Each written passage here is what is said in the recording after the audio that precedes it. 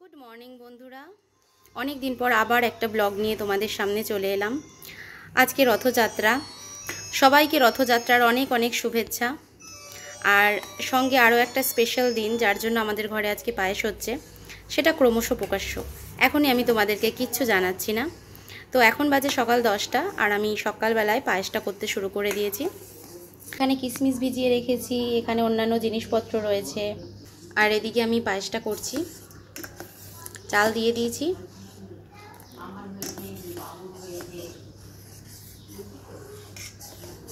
না যেহেতু চালটা দিয়ে দিয়েছি তাই এখানে কন্টিনিউ নাড়ছি যাতে চালটা তলায় ধরে না যায়। আর সাইডে সাইডে যে সরগুলো হচ্ছে সেগুলো কাচিয়ে এই দুধের সঙ্গে মিশিয়ে দিচ্ছি।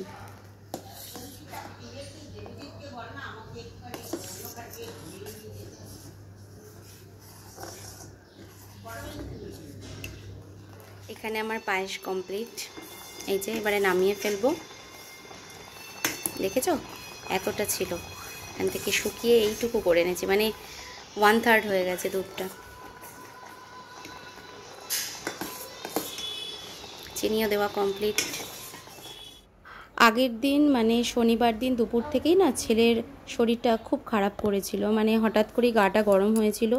তো আস্তে আস্তে দেখছি জ্বরটা প্রায় 100 ছাড়ালো। সেই জন্য রথের দিন দুর্ভাগ্যবশত ছেলেকে ডাক্তারখানায় নিয়েই যেতে হলো। এই যে ছেলে আমার, ভাবছো হাত কাটা জামা পরিয়েছি, কিন্তু সেটারও একটা কারণ আছে। আবার মোটা জামা পরালে ঘেমে যাচ্ছিল, সেই জন্য হালকা পাতলা জামাই পরিয়েছিলাম, আর ওরও অস্বস্তি লাগছিল বেশি কিছু পরালে। তো ডাক্তার দেখিয়ে বাড়ি ফিরে আবার কাজে লাগলাম। শ্যাম্পু করে এসেছি, তো চান টান হয়ে যাওয়ার পরে পুজো দিয়ে নিয়েছি। চলো তোমাদেরকে দেখাই আজকে রথযাত্রার দিনে কিভাবে পুজো দিলাম।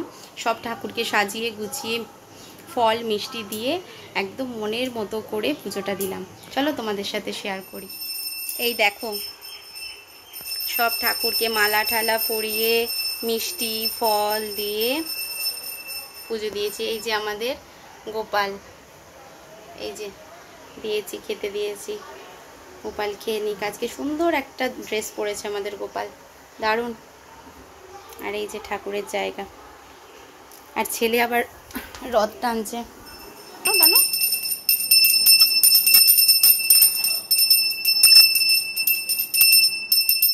যে কারণে আমাদের বাড়িতে আজকে পায়েস রান্না হচ্ছিল বা পায়েসটা তৈরি করছিলাম, সেটা হলো আজকে আমার শাশুড়ি মায়ের জন্মদিন। এটা 7ই জুলাই ডেটটা, কিন্তু এবছর ভাগ্যক্রমে সেটা রথযাত্রার দিন পড়েছে। তো সেই জন্য এখানে পায়েস রেডি করে নিয়েছি, 5 রকম ভাজা রেডি হয়ে গেছে, আর সঙ্গে মাছ ভাজাও রয়েছে। আর এখানে হচ্ছে মটন, চিকেন, দই হচ্ছে, কারণ বাচ্চাটার জন্য চিকেন করতেই হয়। আর আজকে ছিল আমাদের খুঁটি পুজো, পাড়ার খুঁটি পুজো হচ্ছিল নিচে, সেখানে খুব যাওয়ার ইচ্ছে ছিল কিন্তু যেতে পারিনি। তো যেহেতু ছেলেটার শরীর খারাপ হয়ে গেল, আর সেখানে আমি অ্যাটেন্ড করতে পারিনি।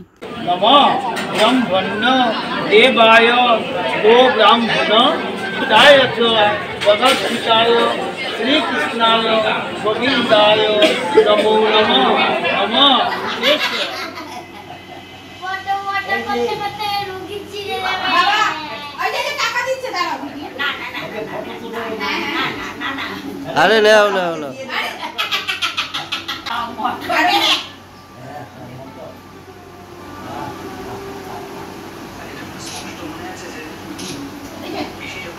বাবু কি খাওয়াবি, কখন কি খাওয়াবি?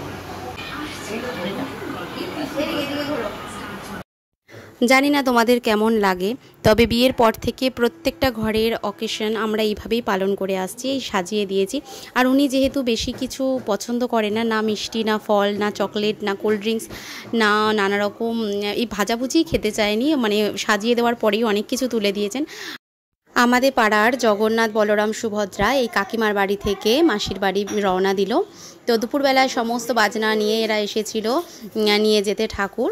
তারপর এরা নিয়ে চলে গেলেন, দেখতে বেশ ভালো লাগলো। 7 দিন পর আবার এই বাড়িতে ফেরত চলে আসবেন।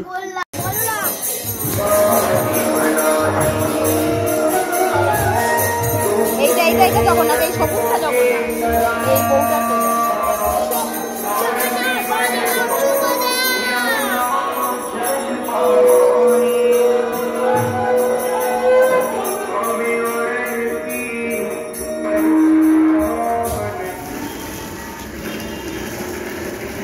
ছোট করে দাও।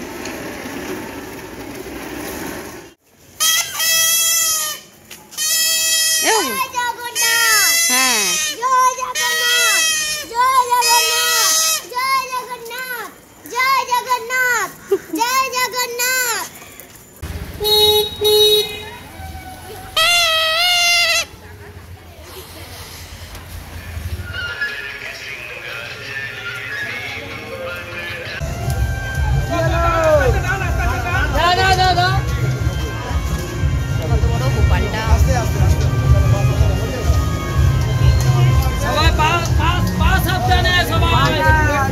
ওই যে উপরে কারেন্টের তার থাকলে সরাবে, উপরে পতাকাটা নাই নাকি? ও আছে এখানে, এত বড় আমি প্রথম না, মানে এই 3 বছর ধরে এইখানে, নইলে নাগের বাজারে অনেক বছর ধরে হয়। এতক্ষণ যে রথটা তোমরা দেখলে ওইটাই হচ্ছে আমাদের পাড়ার রথ, আর ওখানেই ওই জগন্নাথ বলরাম সুভদ্রা চেপে ঘুরছিলেন। তো দুপুর থেকে ওনারা ঘুরছেন আর আমরা বাড়ি চলে এলাম আমাদের রথ টানার পরে। এরপর ঘরে এসে আমরা আমাদের মতো করে সামান্য কিছু সেলিব্রেশন করলাম। তো আজকের ভিডিওটা এখানেই শেষ করছি, পরে নতুন কোনো ব্লগের সাথে আবার তোমাদের সামনে আসবো। ততক্ষণের জন্য সবাই সুস্থ থেকো, ভালো থেকো, আর নতুন কেউ হলে অবশ্যই আমার চ্যানেলটা সাবস্ক্রাইব করে আমার পাশে থেকো। তো টাটা, চলো, গুড নাইট, সবাই ভালো থেকো।